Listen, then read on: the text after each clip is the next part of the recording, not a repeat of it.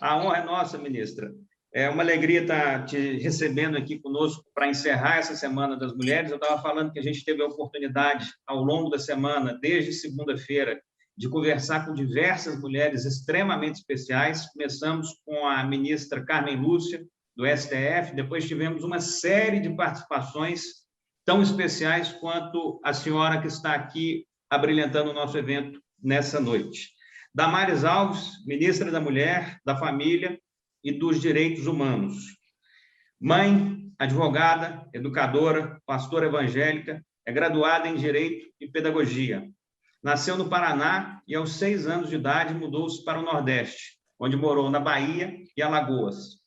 A paixão pela região a faz se autodenominar nordestina com orgulho. Enxergando a dura realidade vivida pelo povo nordestino, decidiu lutar para melhorar a vida daqueles menos favorecidos, que vivem à margem da sociedade. Foi uma das fundadoras do Movimento Nacional Meninas e Meninos em Sergipe, que atua na proteção de crianças em situação de rua e atuou na defesa de direitos das mulheres pescadoras e trabalhadoras do campo. Participou do movimento Pró-Vida e foi assessora parlamentar por mais de 20 anos no Congresso Nacional, sendo considerada uma referência no combate à pedofilia e na proteção da infância. Trouxe ao protagonismo a voz de milhares de crianças com deficiência vítimas de infanticídio indígena.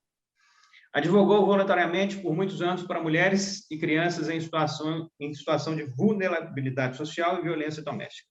À frente do Ministério desde janeiro de 2019, Damares continua o trabalho em prol dos direitos de mulheres, crianças, adolescentes, jovens, idosos, pessoas com deficiências, comunidades tradicionais e da família. Junto conosco, a nossa deputada federal Grace Elias, pelo Avante, logo no seu primeiro mandato, assumiu o protagonismo em diversas funções na Câmara, reconhecida como uma das deputadas mais atuantes da Casa, além de ter ótimo trânsito com outras esferas do poder. Integra diversas comissões e é vice-presidente da Frente Parlamentar Mista de Mineração, com importantes conquistas em Minas Gerais. Minha cara ministra, primeiro, de fato, é uma alegria estar recebendo a senhora aqui, é uma honra poder contar com a sua participação.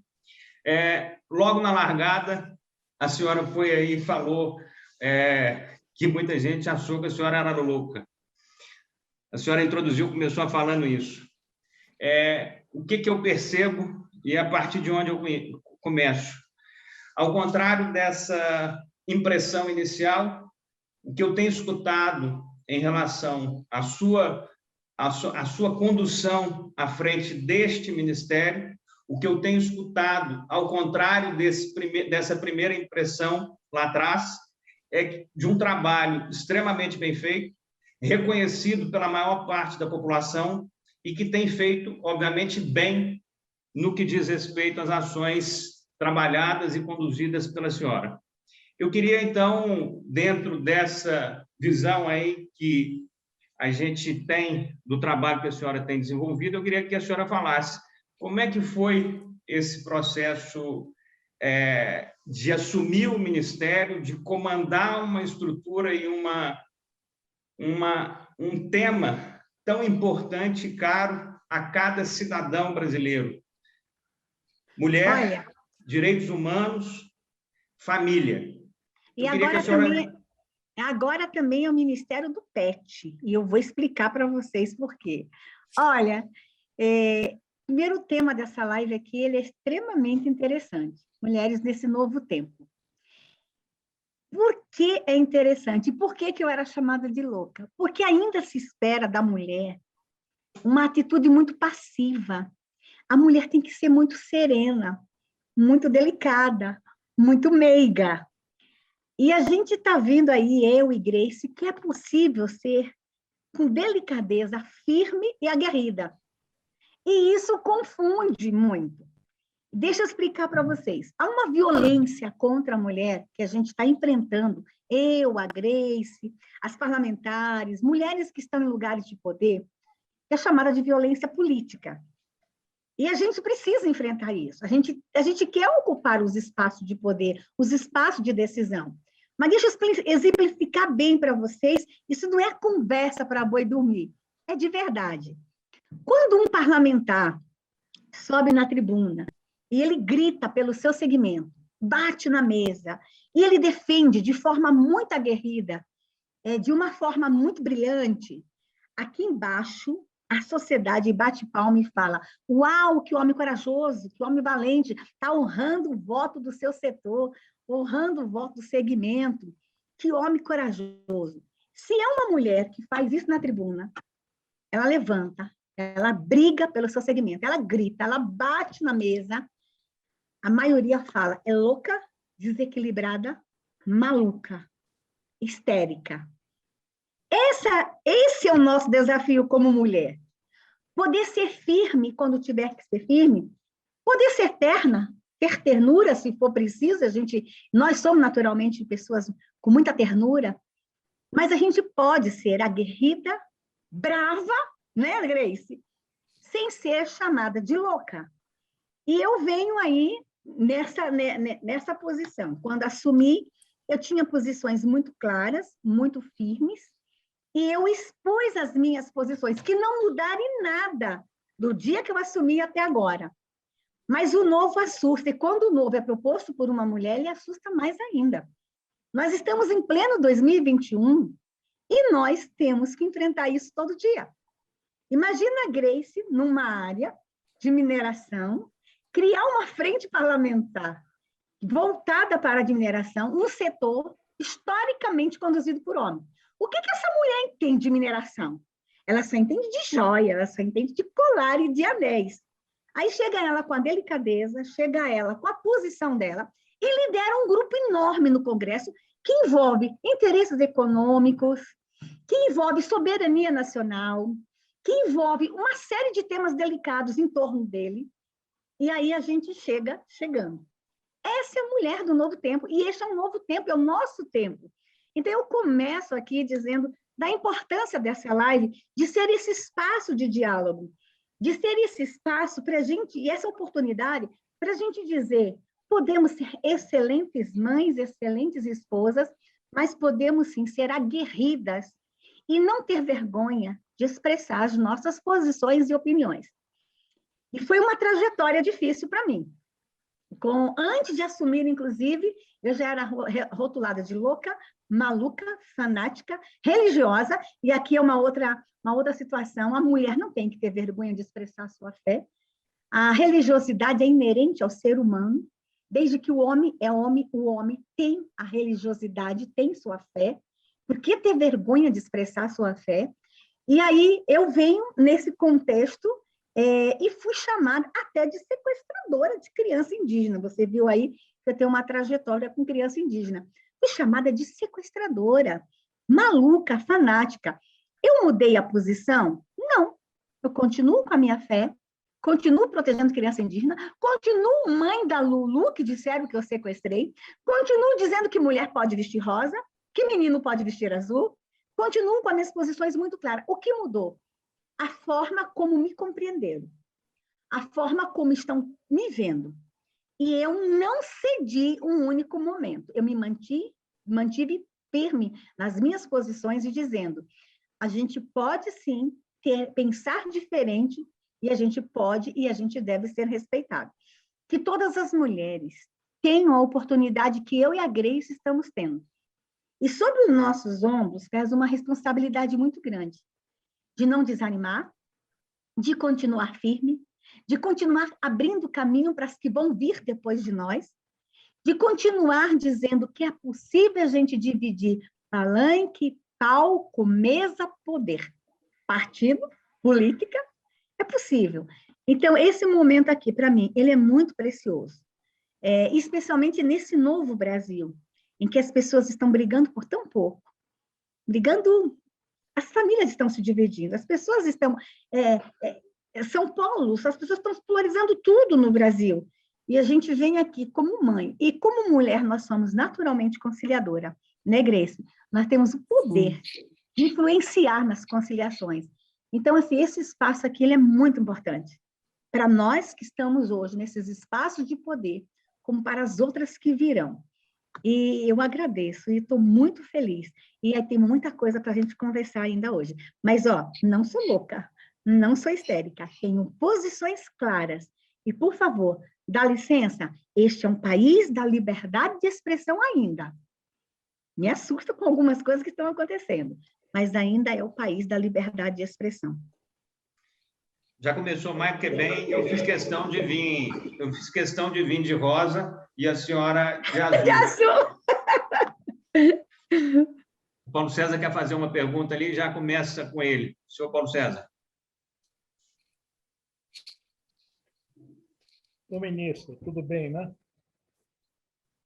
Ministra, o seu ministério lida com pautas polêmicas e a senhora também tem posições que podem ser consideradas polêmicas e muito conservadoras, principalmente se levarmos em conta os padrões de comportamento da sociedade contemporânea. Como conciliar suas crenças e valores pessoais com os programas do Ministério, que devem ser plurais, diversos e abrangentes? É uma pergunta para a senhora responder, porque eu sei que vai responder e bem. Obrigada. Veja só, primeira coisa que a gente chega aí é uma questão de preconceito por eu ser mulher. Ainda existe resistência à liderança feminina. Deixa eu explicar uma coisa, Paulo César. Quantas vezes nós estamos numa reunião, conduzindo uma reunião, numa mesa, eu e Grace falando, e nós somos constantemente interrompida pelos homens durante a reunião. E eles fazem isso por maldade? Não. Não, porque é isso mesmo. Às vezes até de forma inconsciente, nos subestimam e nos subjugam. Então, que isso fique bem claro. E que a gente tem que fazer esse diálogo e trazer vocês, homens, para esse despertamento. Aí alguém pergunta assim, mas como é que uma mulher cristã, que defende a fé cristã, que defende a submissão da mulher, pode querer estar brigando por igualdade no trabalho, em direitos, em oportunidade? É exatamente por ser cristã que eu faço isso. Primeiro, não tem nenhum lugar na Bíblia que fala que a mulher tem que ser capacho do homem, que ela tem que ser subjugada pelo homem. A mesma passagem bíblica que fala, mulheres, deixe seus homens cuidarem de vocês. A mesma passagem fala, homens, protejam as mulheres com as suas próprias vidas. E é exatamente isso que a minha fé cristã faz. É exatamente assim que eu penso. Nós temos, sim, que estar no mesmo patamar de igualdade e vocês têm a obrigação de nos proteger com as suas vidas. E não nos machucar. E não nos humilhar. Esse é o papel do homem no cristianismo. Proteger a mulher com a sua própria vida. Amar a mulher com a sua própria vida. Aí as pessoas não querem saber essa parte do cristianismo. Acham que eu estou falando que toda mulher tem que voltar para casa, toda mulher tem que ser doméstica, toda mulher tem que ser mamãe, tem que cuidar do marido. Não. Todo homem tem que cuidar de nós. É isso que a Bíblia fala. É possível conduzir uma pasta em que luta pelo empoderamento da mulher sendo cristã? Claro. E aqui vou dizer uma coisa. A minha fé cristã, se eu sou cristã é porque eu sou imitadora de Cristo. Tá? Isso que é ser cristã. Isso que é ser cristão. É ser um Cristo pequeno. E o que o meu Cristo veio fazer nesse planeta? Uma de suas missões foi resgatar a dignidade da mulher. Quando o meu Cristo decide nascer pelo útero materno, ou você não acha que ele é poderoso o suficiente, ele já podia ter vindo inteiro para esse planeta? Ele entra nesse planeta por meio útero materno, ele escolhe ir para um útero materno para nascer. Mas quando ele escolhe um útero materno, ele quis dizer ali, olha, a mulher é importante demais. Eu resgato agora o papel da mulher neste planeta. E ele nasce de nascimento humano, materno, ele mama no peito de uma mulher. Ele é cuidado por uma mulher. E ali ele restaura a nossa dignidade nesse planeta. Mas não é só isso. Durante toda a sua vida, Cristo teve um relacionamento profundo com mulheres e mandou o recado.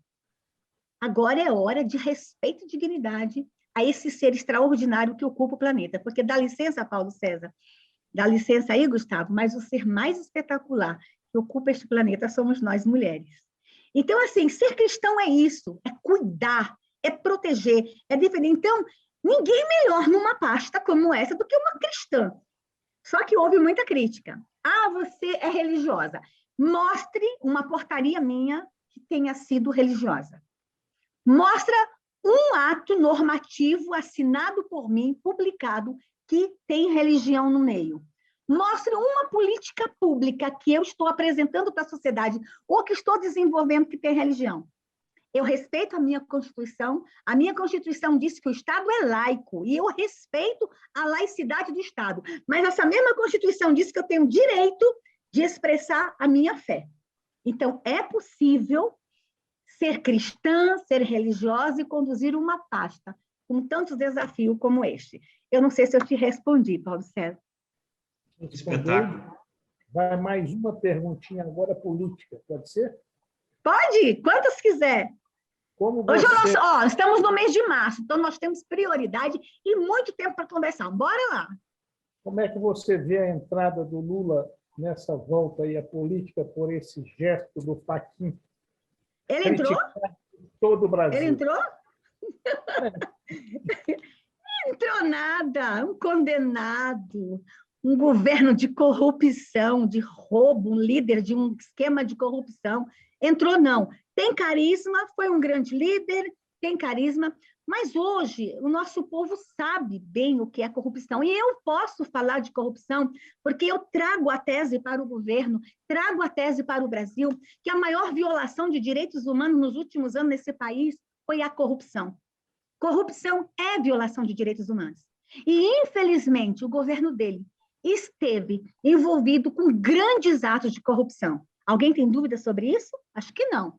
Então, assim, ele chega nesse momento que está todo mundo assustado com a pandemia, achando que este governo é genocida, que é mentira, não somos genocidas, nós estamos trabalhando muito para cuidar do nosso povo. Aí ele chega com a sua história de populismo, mas, não é o que eu estou vendo nas ruas. Eu estou andando nas ruas e estou vendo muita gente revoltada que este homem, condenado por corrupção, esteja brincando de voltar ao poder. Mas é só brincadeira, é só vontade da esquerda. Tá claro. Ministra, eu queria falar um pouquinho, depois dessas perguntas aí do Paulo César, eu queria que você falasse um pouquinho sobre a questão das mulheres propriamente ditas, da mulher propriamente dita, e para frente.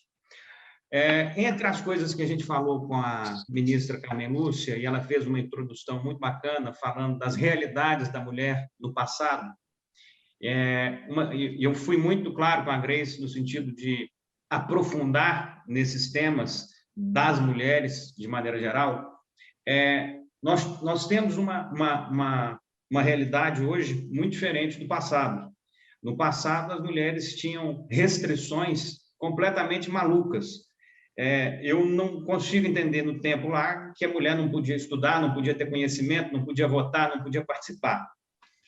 Na hora que a senhora fala sobre o que é a conduta do homem na versão da Bíblia, no meu entender, é uma conduta que deveria ser a praxe, deveria ser o natural.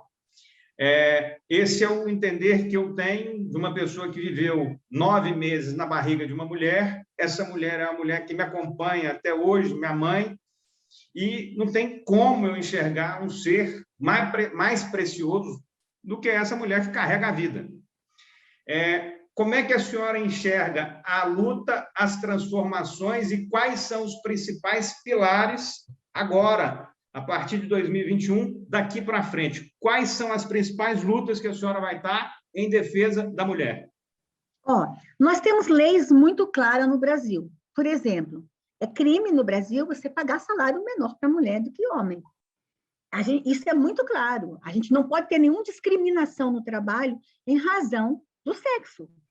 Então, o que eu espero? Um Ministério Público mais atuante nessa área, os fiscais mais atuantes e as mulheres tendo a coragem de denunciar. Se ocupam um cargo, é o mesmo cargo com um homem, no mesmo local, e você recebe um salário menor que ele, tão somente por ser mulher, é denunciar. É a gente dizer que, para essas mulheres, incentivá-las, que nós temos direitos nessa nação. E a gente trabalhar nessa direção. Mas, além dos direitos, da igualdade de oportunidade de trabalho, eu reconheço que nós somos diferentes biologicamente. Mas, em oportunidades e igualdade, nós temos que ser iguais. Igualdades e oportunidades, temos que ser iguais. No trabalho, temos que ser iguais. Em direitos, temos que ser iguais. Esse é o nosso desafio. Dizer para essa geração que está aí que, não vamos aceitar mais discriminação. Não vamos aceitar mais ser menor. Nós queremos tão somente ser igual. Dizer que a nossa luta é a gente querer ser mais que o homem, não. Pelo menos, da forma como eu estou conduzindo, é igualdade. Mas, além dessa questão da igualdade, a gente tem lá na ponta uma outra situação muito grave. A gente tem que fazer um enfrentamento, que é a violência contra a mulher.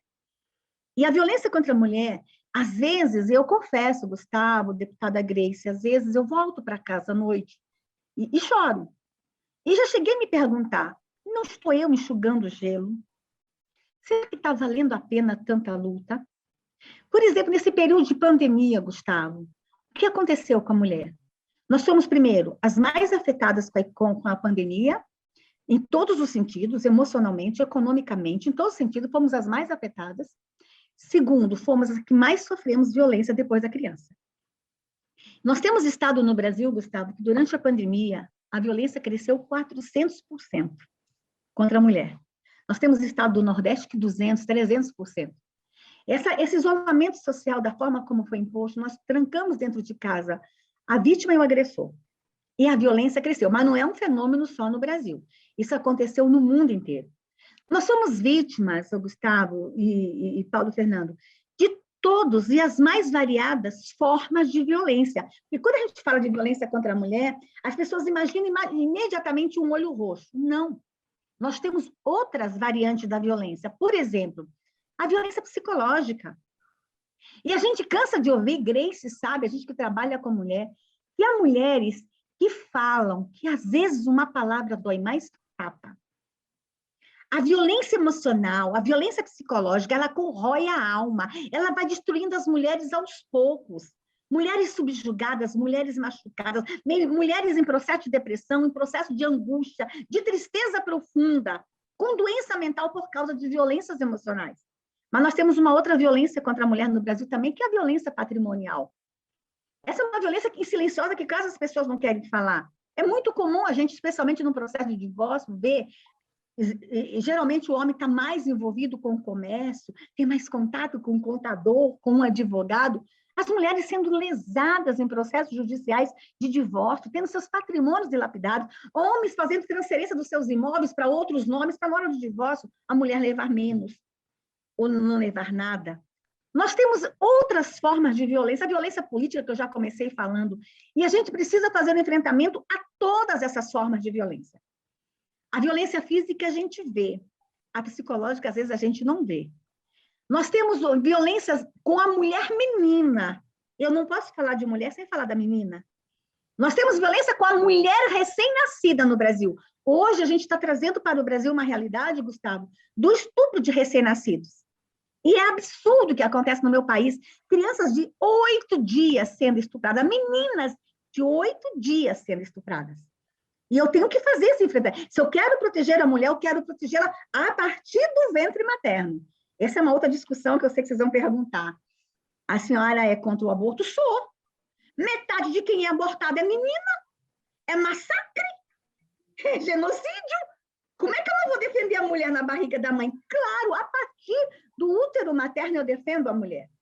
Mas a gente tem lá na ponta também, Gustavo, uma outra realidade no Brasil que nos assusta muito. O estupro de idosas no Brasil.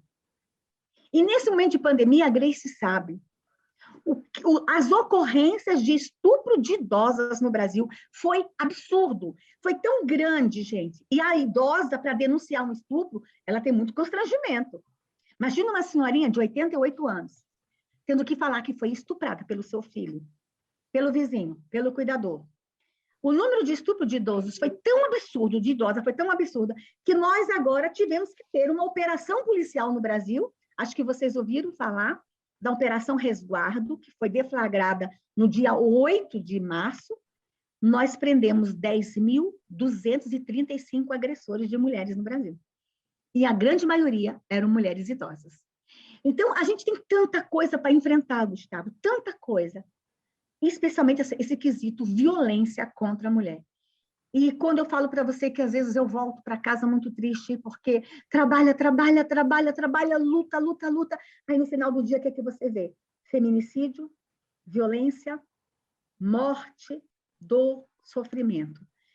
Durmo triste, choro, acordo de manhã, lavo o rosto e embora, arregaça as mangas, embora. Vamos continuar firme na nossa luta, protegendo todas as mulheres, mas todas, não deixando nenhuma mulher para trás no Brasil. Nenhuma. Ministra, está sendo um aprendizado aí de escutar, está sendo uma alegria poder te escutar da forma como você está colocando. Grace, em relação às pontuações que a nossa ministra Damares colocou, essas importâncias, como é que o Congresso está se articulando para efetivamente colocar as coisas para funcionar e, de fato, passar a ser um padrão na nossa sociedade? Está fechado aí, Grace? Grace, está fechado. Abriu. Perdão. Obrigada, Gustavo, pela oportunidade. Ministra, é uma alegria estar aqui ao seu lado nesse painel, batendo um papo, compartilhando as nossas experiências, os nossos valores, princípios e principalmente da nossa vontade de deixar um legado, né, para o nosso país e para as famílias que a gente tanto ama, que são as famílias brasileiras. É importante nós ressaltarmos, e aqui eu quero destacar, Gustavo, que eu também faço parte da frente parlamentar de enfrentamento à violência. Foi muito oportuna essa fala da ministra, porque realmente nós estamos todos muito assustados com o crescente número de violência contra a mulher, de feminicídio, de violência contra idosos, crianças. Durante a pandemia, a gente tem até debatido muito essa questão do volta às aulas, porque a gente sabe que as crianças estarem longe da escola é um dos fatores que, infelizmente, faz com que esse dado continue crescendo, porque a escola é um porto seguro, é um lugar onde que a gente consegue identificar se aquela criança está tendo um pouco, né, de dificuldade na sua família, se ela está sendo agredida por algum familiar, ou parente, ou amigo, vizinho. E a gente sabe que todas essas políticas públicas, elas são muito importantes. Então, a volta às aulas, no meu entendimento, ela é muito importante, a gente tem que fazer esse enfrentamento, é importante a gente ressaltar isso aqui, tendo em vista que a ministra falou realmente que as crianças estão aí no nosso top infelizmente, de agressões. A bancada feminina tem feito um trabalho, né, em parceria com a ministra, em parceria com o Ministério, para que a gente possa votar o máximo de projetos de lei voltados para todas essas pautas. E no ano de 2019 e 2020, nós conseguimos aprovar 49 projetos de leis de diversos assuntos, mas todos, né, voltados para a questão da mulher, da família, da criança. Eu faço parte também da frente da primeira infância, né, na defesa da primeira infância, tendo em vista que a gente sabe o quanto os primeiros 1000 dias da criança e até o 7º ano, que é onde a criança tem a sua personalidade formada, né, que ações, que políticas públicas voltadas para a primeira infância podem mudar a realidade do nosso país. Às vezes a gente se questiona muito, o que nós poderíamos fazer para realmente ter a oportunidade de ter um país melhor nos próximos anos? E uma das pautas que a gente tem discutido e pesquisas que a gente tem estudado é exatamente o investimento nessa pauta da primeira infância e na defesa da família. Então, a ministra tem feito um trabalho brilhante à frente do Ministério, nós temos caminhado juntamente com ela na bancada feminina no Congresso, para que a gente possa dar também esse apoio todo legislativo, para que a gente garanta com que essas ações sejam efetivas, e eu creio que nós estamos no caminho certo. A ministra falou muito desse trabalho de enfrentamento à violência, que a gente também tem defendido ações para que a gente possa diminuir esses números. Tem um assunto também, que acho que a ministra também pode falar, que infelizmente, né, que é uma consequência do feminicídio, é as crianças que ficam órfãs e que são vítimas invisíveis desse crime, e que aí, quando a gente tem crianças, né, órfãs, e que muitas das vezes elas vivenciaram e viram a mãe sendo morta pelo pai ou por alguma pessoa da família, isso também causa sequelas emocionais naquela criança. Ou seja, são tantos assuntos, são tantos temas importantes, mas eu creio que nós estamos fazendo o enfrentamento correto, nós estamos no caminho certo. Infelizmente, as coisas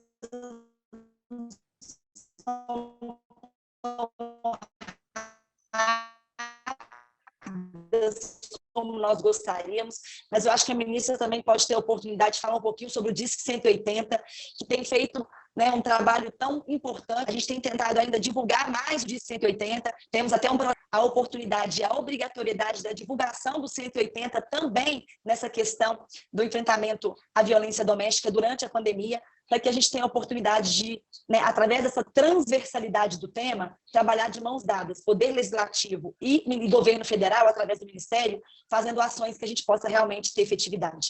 Uma vez eu conversei com a ministra no começo do nosso mandato, e ela falou, Grace, não tem como a gente criar políticas públicas se a gente não tiver dados. Então, o Disque 180, ele nos ajuda a fazer com que a gente tenha números visíveis, para que a gente tenha a oportunidade, então, de fazer políticas públicas efetivas. Então, eu quero dar a oportunidade para a ministra também, de poder falar um pouquinho sobre isso, o tanto que esse Disque 180 tem feito a diferença, e outras ações. Eu fui relatora da MP, né, onde a gente concedeu auxílio emergencial para as entidades de longa permanência, agora durante a pandemia, né, o Ministério da ministra foi fundamental, né, foi o criador desse projeto, juntamente com o governo, com o presidente e o ministro Paulo Guedes, veio para a Câmara, eu tive a oportunidade de relatar, depois acabou que o presidente sancionou a medida provisória, porque não dava tempo de finalizar no ano de 2020, a gente não podia perder o recurso. Então, assim, nós tivemos a oportunidade de também deixar esse legado de um auxílio emergencial para as casas de idosos, né, para os nossos asilos, que a gente fala em instituições de longa permanência. Nós também estivemos ao lado da ministra e eu tenho muito orgulho de ter podido ajudar, né, os nossos idosos nesse momento tão difícil, né, da pandemia, e que, a princípio, eles eram os principais afetados, né, com essa pandemia, porque a gente sabia que esse vírus, as pessoas mais idosas tinham a maior probabilidade de, infelizmente, se fossem afetados, de falecerem. Então, acho que veio no momento certo e todas as instituições receberam no final do ano passado com o nosso apoio e com o trabalho brilhante da ministra Damares. Ministra, eu queria que o senhor fizesse os comentários aí sobre o que a Grace falou e durante eu queria entender também, se a senhora puder me explicar, eu também não consigo colocar isso na minha cabeça, o que é estupro de recém-nascido de 8 dias? Eu vou voltar a ele. Eu volto a esse assunto, mas antes deixa eu falar sobre essa questão dos idosos. A gente viu, quando a pandemia começou, gente, que em países ricos, a morte de idosos nos abrigos, nas instituições, foram absurdas. Teve país, por exemplo, que as pessoas passavam em frente à instituição, estava tudo bem, tudo quietinho, daqui a pouco começaram a sentir o cheiro. 100% dos idosos morreram, inclusive os cuidadores de idosos. E logo no início da pandemia, a gente tinha essa preocupação, eu e a deputada Grace, o que vai acontecer com as instituições no Brasil? Porque tem um detalhe que poucas pessoas sabem. A maioria das pessoas que fazem doações para os abrigos são idosos, são aposentados. Os voluntários, na grande maioria, já são pessoas aposentadas. E logo no início foi, fique em casa, ninguém sai. Os abrigos começaram a despencar em valores de doação, de comida, de voluntariado. Então, a gente tinha essa preocupação que não acontecesse no Brasil o que aconteceu no mundo todo. A gente precisava cuidar dessas instituições. E aí, numa articulação muito grande com a deputada Grace, o parlamento aprova 160 milhões de reais para o meu ministério. Gente, foi inédito. O meu ministério não passou por prefeitura, nem pelo Estado, foi direto do ministério para a conta dos abrigos. A gente não pode mais falar abrigo, o termo certo é instituições de longa permanência para idosos, ILPIs. Gente, vocês imaginam o que é, nesse período, uma instituição receber 200 mil reais, 150 mil reais, e eles compraram freezer, fralda, comida. Então, a gente trouxe um auxílio, o Brasil foi o primeiro país do mundo a ter um auxílio emergencial para instituições. Nós salvamos muitos idosos com isso. Por quê? Luvas. Você sabe quantas luvas são gastadas por dia numa instituição dessa? Fraldas. E nós viemos com esse aporte e deu muito certo. E outras coisas que a gente fez para idosos no Brasil, especialmente na questão da fraude bancária contra idoso. Gente, foi um palco, foi um terror o que fizeram com os idosos no período de pandemia. Deixa eu contar só um exemplo. Teve um golpe chamado golpe do falso motoqueiro, tá? Todo mundo começou a pedir comida por telefone, lanche. Aí, um falso entregador, porque nesse período, os supermercados, restaurantes, lanchonetes contrataram muito motoqueiro, muito. E não tinha tempo de ver a vida pregressa, quem era, se era uma pessoa do bem. Tinha necessidade de motos na rua entregando comida. Alguns estavam ligados ao crime organizado. E aí, na hora que eles entregavam a comida, eles viam que o cartão do idoso que passou ali era do Banco do Brasil, aí avisava a quadrilha. No outro dia, alguém tocava a campainha da casa do idoso com uma camisa do Banco do Brasil e dizia assim, olha, o seu gerente mandou vir aqui, seu cartão é do Banco do Brasil, porque seu cartão foi clonado. Seu gerente pediu para eu cortar para eu quebrar seu cartão. Ele cortava o cartão na frente do idoso, mas guardava o lugar do chip. Aí ele dizia assim para o idoso, me dá a sua antiga senha agora, já está cortado, não tem problema, que nós vamos no banco trazer uma nova senha. Gente, eles fizeram tanta fraude, sacaram tanto dinheiro de idoso. Isso foi um dos golpes. Nós tivemos que atuar fortemente, inclusive, junto à FEBRABAN, para que evitasse transferência de conta de pessoas acima de 70 anos, saques estranhos. Então, vocês não têm ideia o trabalho que a gente teve aí com a participação da deputada Grace. Gente, foi muitos os desafios desse ministério, porque nós estamos no mês de março, mas o Ministério é da Mulher, da Família e dos Direitos Humanos. Você perguntou aí, Gustavo, sobre o recém-nascido. Ok, deixa eu explicar para você. Sim, ninguém queria falar sobre isso no Brasil. Nós temos estupro de recém-nascidos no Brasil. E a gente começou a falar no início da minha gestão, quando eu era chamada de louca, diziam que eu era louca, mas a gente tem o canal de denúncia, que é o Disque 100, e a gente tem o outro canal, que a deputada já mencionou, que é o Ligue 180. O 100, a gente recebe todas as denúncias de violência contra idosos, crianças, LGBT, povos tradicionais, e o 180 é a violência contra a mulher. Nesses canais nós temos muita denúncia de estupro de recém-nascido. E detalhe, Gustavo, tem imagem que chega para mim, no meu celular. A imagem da bebê mais nova que eu vi sendo estuprada tinha 29 dias. Mas a gente tem histórias, ocorrência no Ministério de 8 dias, 10 dias, 11 dias. E eu me lembro bem que quando eu comecei a conversar com a Grace sobre isso, a Grace logo depois engravidou, né? E eu vi, assim, a tristeza dela, a angústia dela, ela ali gerando um bebê e eu falando para ela de estupro de recém-nascido. E quem que estupra o recém-nascido, Paulo César? Aonde está o recém-nascido? O pai? Em casa. É o pai que estupra? Sim, o pai e a mãe, tá? Vamos aqui tirar essa imagem que mulher não abusa, nós temos muitas mulheres abusadoras. A criança de 1 ano, 2, está na creche, está na escolinha, mas o recém-nascido, gente, ele está no colo do pai e da mãe. E aí a gente tem imagens de pais estuprando bebês, não é porque eles são pedófilos ou porque eles sentem prazer. Sabe por que eles fazem isso? Para gerar imagem para a indústria. E rola muito dinheiro nessa história. A gente tem na Deep Web, que é a internet subterrânea... Para a indústria pornográfica. Para a indústria pornográfica. Mentira. Porque assim, um vídeo de estupro de bebês nessa indústria pode custar de 50 a 100 mil reais. Você sabia que a gente já tem ocorrência de estupro ao vivo? Você deposita, por exemplo, 50 mil reais para o cara estuprar o bebê ao vivo para você assistir? Isso é terrível, mas existe. Isso é doença. Gente, vocês não têm ideia como a sociedade está doente.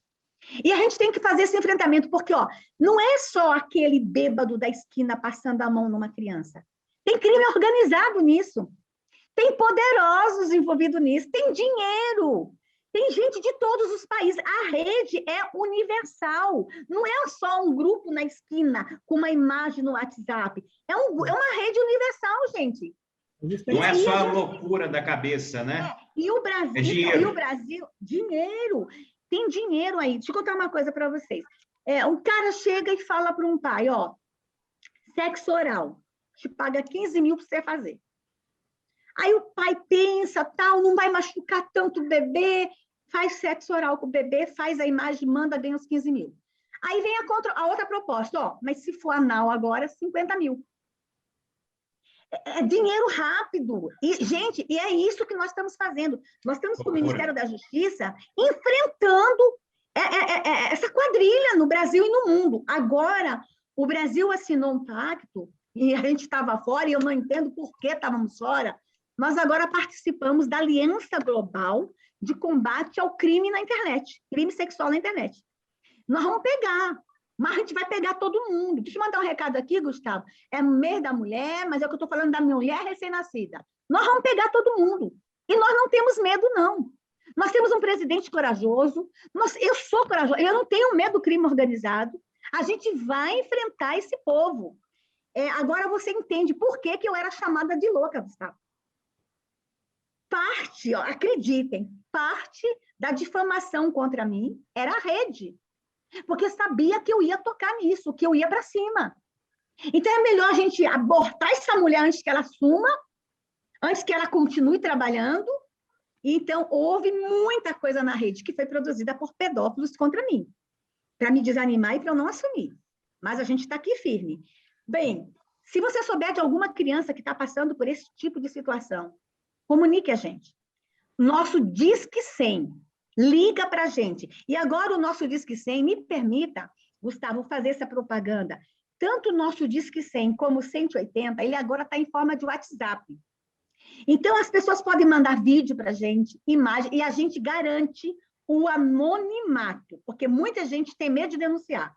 O nosso WhatsApp, o número é aqui de Brasília, 619 9656-5008. Posso repetir? Claro. 99656-5008. Paulo César, sabe quantas vezes o nosso telefone tocou em 2019? 4.200.000 vezes no ano. No ano de 2020, a gente teve uma diminuição de ligação. Por quê? Porque a Grace falou. Porque a gente só teve 3.500.000 ligações. Que a maioria das ligações vem da escola. Quem mais denuncia violência contra a criança é a escola, é a creche. E essa criança não está na escola, não está na creche. Gustavo, você tem ideia, deputada Grace, quantas crianças no Brasil estão dentro de um barril? Dentro de quê? De um barril? Barril? Aquela história do menininho que foi encontrado no barril em Campinas. Aquilo foi pandemia também, gente. Porque os conselhos tutelares não podiam sair na rua, os assistentes sociais não podiam sair na rua e não podiam estar acompanhando aquele menino. Eu tenho muito medo, Gustavo, de quando a gente voltar para a escola, todo mundo, do que nós vamos descobrir no Brasil. Quantas crianças amarradas, acorrentadas dentro de casa, sendo estupradas, sendo abusadas, sendo machucadas. Nós vamos receber crianças com dores no corpo, nós vamos receber crianças com dores na alma, com dores no coração. Eu tenho muito medo do pós-pandemia, o que nós vamos descobrir. O nosso telefone diminuiu as chamadas, subiu a chamada para mulheres e diminuiu a chamada para criança. Por isso que a gente tem feito esse apelo muito grande da gente voltar logo para a escola. As crianças estão chorando dentro de casa, estão pedindo socorro. E a gente tem que voltar às aulas, gente, com todos os cuidados sanitários. Mas a escola, ela não é só um lugar de aprendizado. Ela é um lugar de proteção. Ela é espaço de proteção também. E a gente precisa proteger as crianças. Desculpa a emoção, Gustavo, mas quando fala de violência contra a criança, eu me emociono muito porque eu não leio só sobre isso.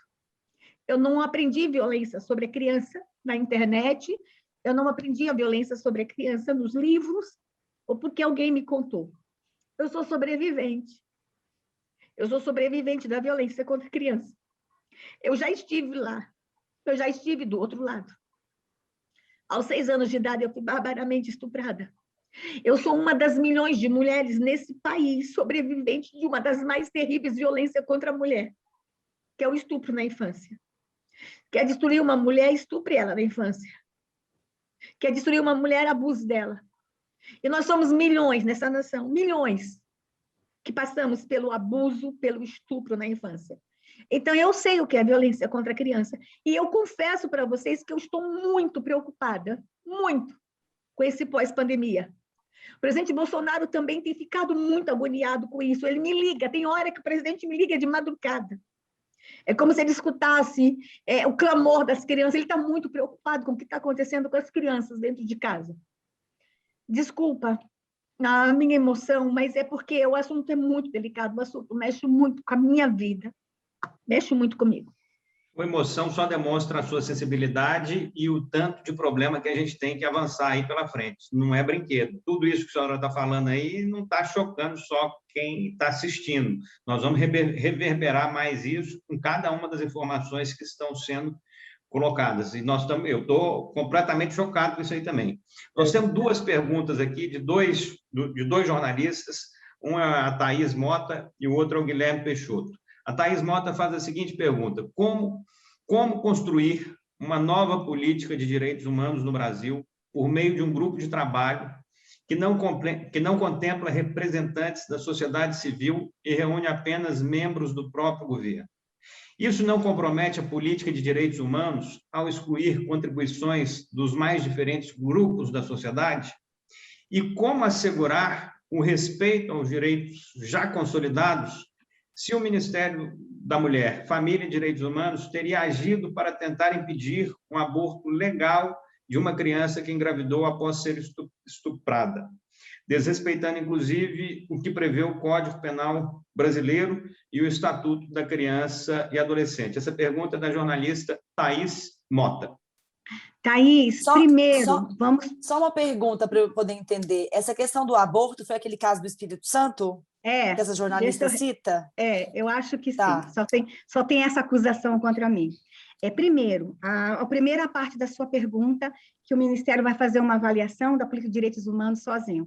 Thaís, seria bom você ler a portaria. Esse é o grande problema, Gustavo, contra mim. Tudo que eu faço, eles desvirtuam e mentem descaradamente. O que eu fiz com aquela portaria? Eu criei um grupo de trabalho dentro do Ministério, e esse grupo de trabalho é para criar um instrumento de avaliação. Como é que eu vou criar um instrumento de avaliação sozinha? Então, eu peguei 3 servidores de cada secretaria, e nós estamos criando um instrumento para entregar para a sociedade avaliar a política de direitos humanos. Leia a portaria. O que esse grupo está fazendo? Criando o site, o portal, o formulário. Foi para isso que eu criei o grupo interno. E por que eu fiz uma portaria? Para dar transparência. Exatamente para mostrar para a sociedade de que forma a gente trabalha. Aí, queria que eu criasse um grupo de trabalho escondido? Queria que eu criasse um site escondido? Então, esse grupo de trabalho que eu formei dentro do Ministério, gente, é um ato administrativo interno. Eu podia nem ter feito a portaria.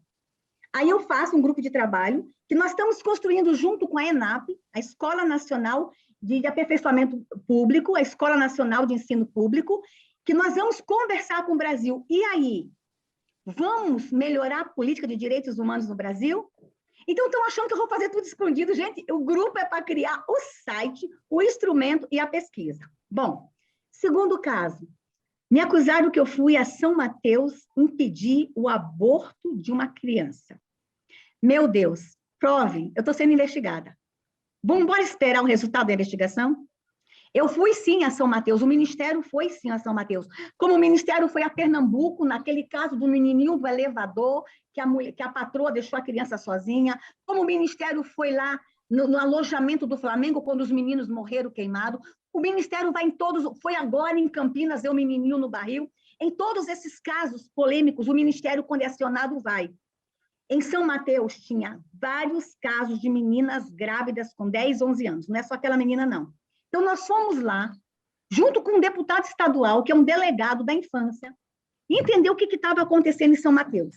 E, nesses casos, tinha essa menininha de 11 anos, 10 anos, grávida. Só porque a gente foi lá para fortalecer a rede de proteção, a Damares foi impedir o aborto da menina. Gente, e um aborto que não foi feito no Espírito Santo, e a gente tem que perguntar por que os médicos, o Espírito Santo não fez o aborto. Ela estava com mais de 20 semanas de gravidez, e a portaria do Ministério da Saúde fala que a partir de 20 semanas coloca em risco a vida da mãe, por isso que os médicos do Espírito Santo não fizeram, e ela foi levada para Pernambuco. Mas tudo isso está sob investigação. Vamos esperar o Ministério Público dar as respostas, se Damares foi impedir um aborto de uma menina. A ministra não fez isso, a ministra foi reforçar, e aí eu pergunto, por que ninguém pergunta onde está a menina? Como está a menina depois do aborto? Eu não vejo ninguém falar da menina, mas eu estou muito preocupada com ela. E eu quero saber como essa menina está.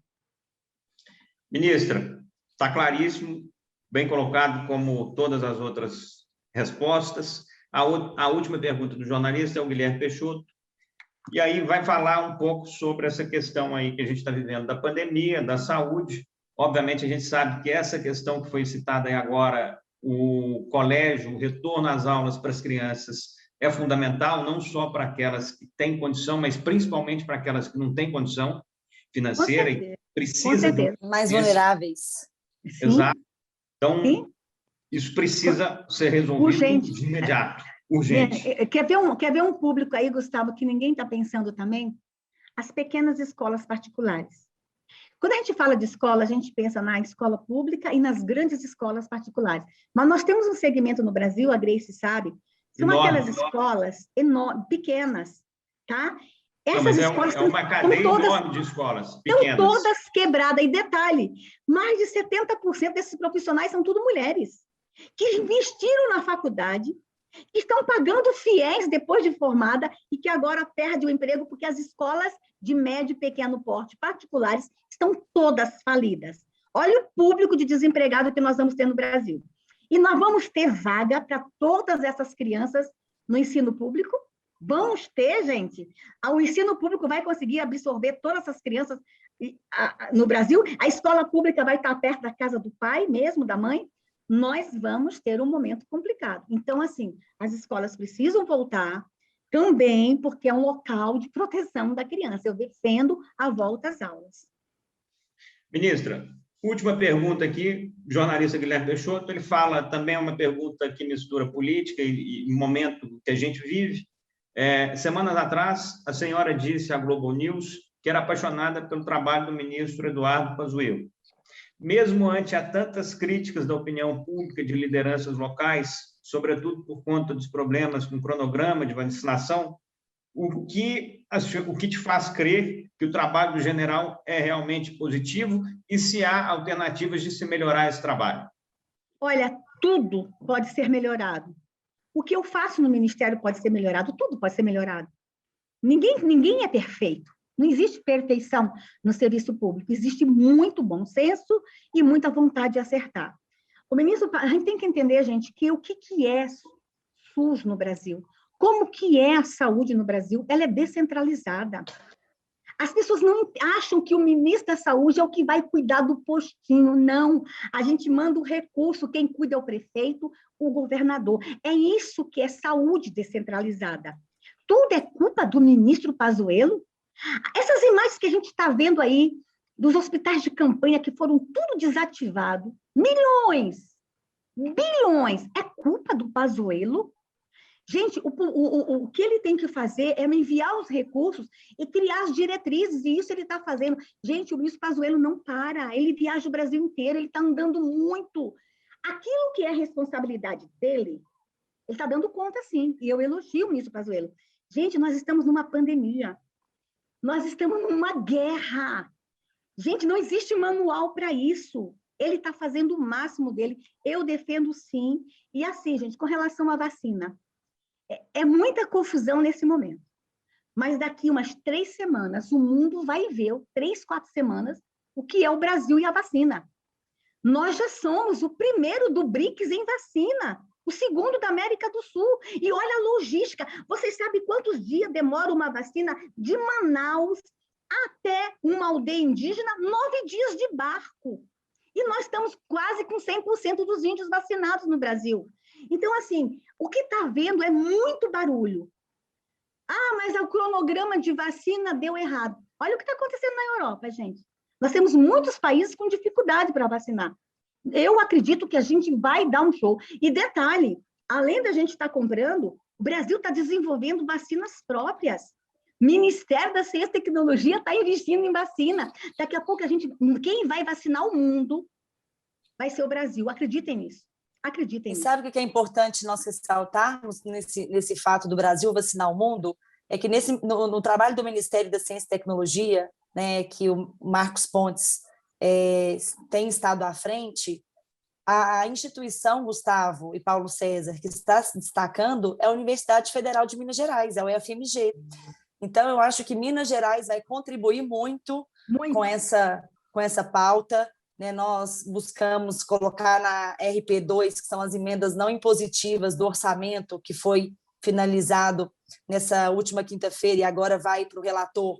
Nós garantimos uma rubrica justamente para a bancada de Minas, está ajudando a UFMG, eles precisam de 30 milhões de reais, e a gente está tentando dar uma contribuição, já conversamos com o presidente do Senado, o senador Rodrigo Pacheco, que também é de Minas Gerais, para a gente poder dar essa parcela de contribuição para o Ministério, para que a gente realmente, até o final do ano, a gente tenha a vacina brasileira e que a gente consiga realmente não só ajudar os brasileiros, mas ajudar o mundo. E o Congresso Nacional, juntamente com o governo federal, fez a sua parte no ano de 2020, aprovando mais de 6 medidas provisórias do presidente Bolsonaro, liberando mais de 100 bilhões de reais para os municípios, tendo em vista que o Sistema Único de Saúde, né, a nossa saúde é descentralizada. Então, são os prefeitos e os governadores que precisam realmente, de acordo com a sua realidade local, tomar as medidas necessárias. Então, foram mais de 100 bilhões de reais destinados de crédito extraordinários para os municípios, para que nós pudéssemos vencer essa pandemia. Infelizmente, muitos gestores municipais não acreditavam que a gente pudesse ter uma segunda onda, não fizeram os melhores investimentos, investiram o recurso com folha de pagamento, e hoje todos nós estamos pagando a conta. Então, a gente não pode apontar o dedo. Acho que, né, para o ministro Pazuello ou para o Ministério da Saúde, para o governo federal. Eu acho que nesse momento é o momento da gente dar as mãos, da gente se unir, para a gente vencer essa pandemia e depois, consequentemente, eu acho que todos os prefeitos, governadores, presidente, né, ministros, a gente como parlamentares, todo mundo vai poder, na verdade, se tiver feito algo errado, pagar por isso. Eu mesmo sou relatora de um projeto, que é o 1485, que fala exatamente para a gente duplicar as penas no processo penal para os crimes cometidos em tempos de pandemia por agentes políticos, ou seja, crimes de corrupção com recurso público destinado para o enfrentamento, nesse caso a pandemia, nós vamos dobrar a pena para que a gente possa, então, tirar dessas pessoas, desses agentes políticos, que infelizmente não fizeram o seu papel quando deveria ter sido feito, para que eles possam pagar criminalmente. Ou seja, acho que todos nós estamos trabalhando muito para dar essa demonstração que nós precisamos vencer, que nós vamos vencer e que a gente vai trabalhar cada vez mais depois dessa crise para a gente ter uma retomada econômica e ter a oportunidade de desenvolver, avançar e crescer nesse Brasil que a gente tanto ama. Olha, o ministro Damares, você com companheiras como a doutora Grace aí, não tem a menor dúvida que vai deixar esse trabalho muito mais rápido e muito mais fácil. Estou longe. Gustavo, deixa eu só ilustrar, me permite, não sei se eu tenho tempo ainda, ilustrar, Gustavo, o que a Grace falou. Eu acho que vocês já ouviram falar do nosso programa Abraço Marajó, que meu ministério coordena, mas é um programa do governo federal para um resgate de um território historicamente esquecido, que é a Ilha do Marajó. Bem, do Marajó até a cidade de Breves são 3 dias de barco. Quando o dinheiro chegou para o hospital de campanha em Breves, gastaram milhões de aluguel de balsa para sair de Belém com as lonas do hospital de campanha até Breves. Eu não vou aqui dizer o valor para depois não dizer que eu estou exagerando ou que eu omiti o valor. É um valor, dava para construir o hospital, o aluguel da balsa. Aí, essas lonas chegaram, montaram o hospital de campanha, e o hospital funcionou 40 dias em Breves. Aí, depois desmontam, alugam outras balsas para levar de volta as lonas para Belém. Gente, vocês não têm ideia. E o povo ficou sem hospital. Então, assim, era o Pazuello que tinha que pensar no hospital de Breves ou era quem recebeu o dinheiro, o governo do Estado? O Gustavo, só em Manaus, teve toda aquela polêmica agora por causa do oxigênio. Só em Manaus, só a CGU fez em 2020 3 operações contra a corrupção, só a CGU, para o dinheiro do Covid. Isso porque não viu o outro dinheiro, só do Covid. Só a CGU fez 3 operações, mas tem Polícia Federal, Ministério Público, só a CGU. Meu amigo Wagner fez 3 operações em Manaus. Então, o que eu quero dizer para vocês, agora estoura tudo no colo do governo. Se era para a gente cuidar de tudo, então deixasse a gente cuidar de tudo. Desse para cada ministro um estado cuidar, a gente ia cuidar. Mas a lei fala que a saúde é descentralizada. Gente, a gente está perdendo na guerra das narrativas. Infelizmente, Gustavo, são poucos espaços que eu tenho como esse para falar desse jeito. Poucos espaços, entrevista a Grace, para ela ser tão clara do que ela fez com os idosos, está fazendo esse projeto de lei agora. Mas eu agradeço essa oportunidade de a gente poder falar, e abertamente, com o coração, publicamente, desse jeito, falar. Estamos perdendo na guerra das narrativas, mas a gente acredita que a verdade vai ser restabelecida no Brasil. Não tem a menor dúvida, acredito muito no objetivo da senhora, pela forma que a senhora se posicionou aqui, não só pelo que falou, mas pela forma como falou, pela emoção que a senhora colocou na sua fala, no seu coração. Não tem a menor dúvida que isso tem um valor ainda maior pela função e pelas práticas que a senhora tem em relação ao seu ministério e à conduta da sua vida. Muito obrigado pelo espaço, por ter vindo aqui falar conosco. Agradeço a Grace também por estar aqui novamente. Não tem a menor dúvida que a gente está conseguindo encerrar uma semana 100% dedicada às mulheres da melhor maneira possível, e aí eu coloco essa melhor maneira possível graças à participação da senhora, que representa o conjunto de atividades que o Brasil faz em torno da mulher, da família e dos direitos humanos. Então, sinta-se abraçada aí virtualmente, com coração, com muito agradecimento. E o nosso objetivo, ministra, é fazer com que esse evento, que hoje começa virtual, que aconteceu durante toda essa semana, já em 2022, possa acontecer presencialmente, fisicamente, e tendo a senhora ao vivo, com esse sorriso e com essa luz aí que a senhora carrega. Então, queria agradecer do fundo do coração a presença e dizer que nós tivemos aqui uma série de comentários, várias pessoas aqui fazendo elogios, mandando aqui a igualdade que buscamos, o respeito para sermos quem nascemos para ser. Simone Braga, Eliana Paula, parabéns pelas colocações assertivas, ministra. O Alexandre Prates, da Ortoprim, muito bacana, sou fã da Grace. A cada uma das pessoas que nos acompanharam aí, o nosso agradecimento. Tem umas perguntas aqui também, professor Anderson Lima, parabéns, deputada Grace, ministra Damares. A Simone Braga mandou alguns comentários. Queria agradecer, então, a cada um que esteve aqui, fazer só uma rápida colocação aqui das pessoas que ganharam as premiações do Super Nosso. Os ganhadores foram os perfis, eu vou falar os perfis que ganharam os sorteios do Super Nosso. É o Tai, do Boteco, @Boteco em Casa, a Júlia, que é a Ju, Una SC, _97, eu vou mostrar aqui agora, e a Cristina, @Cristina Bedolab, Bedola BH. São esses aqui, ó. Esses aqui que eu acabei de receber são os ganhadores do Super Nosso. E, para finalizar, as ganhadoras dos livros da Fátima Turano são exatamente Adolfo Rezende Neto. Ah, não, peraí. Os 5 sorteados são esses aqui que eu estou mostrando. Cadê? Aí. Amanda Miranda, Patrícia Cristina Lima, Jussara Silva, Renata Dias Correia e Francine Nogueira. São esses aqui os ganhadores que eu acabei de ler.